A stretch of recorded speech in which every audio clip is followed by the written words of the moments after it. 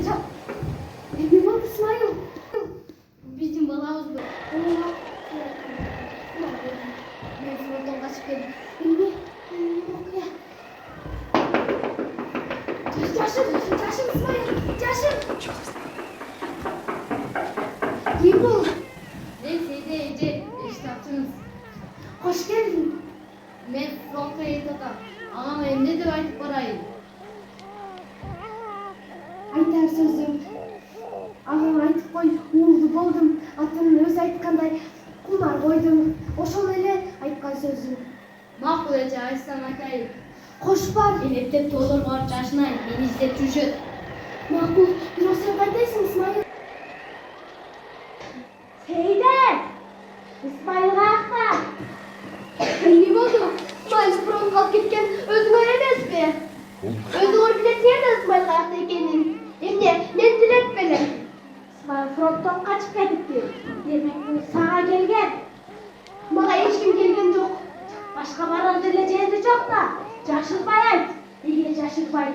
Şuradan aytsan, ağırın cazasını çekil kılavuz. Eğer daha bir kalkırsan, görürsün. Halayık kalk! Halayık kalk! Uyumcuk uyum! Yalnız aşağı uyuminen ballarımdı bakacağım esbile. Emi kantip bundan anne daha kuday. Emne oğlu telemizde çok Kuday uyumcuk! Uyumcuk! Uyumcuk neyse be. Kuday Sağ olun. İster abi tavus. uyumcuk! İsmail. İsmail. Senin neye geldin? İsmail.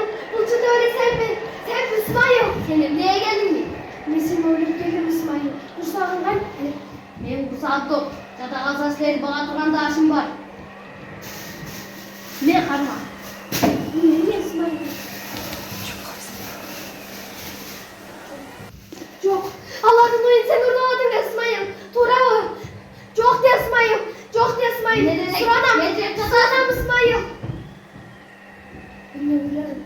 Sen buradaydın İsmail. Sen bilin.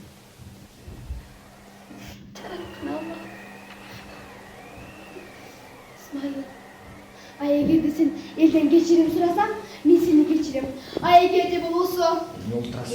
Nereye geçirim sıra şimdi? Geçimine geçirim sıroy. Aya girdi. El seni geçirse min de seni geçirim. Aya girdi el geçirmese min daha geçir beni. Hiç kimden geçirim sıroy mu? Allah. Kalk!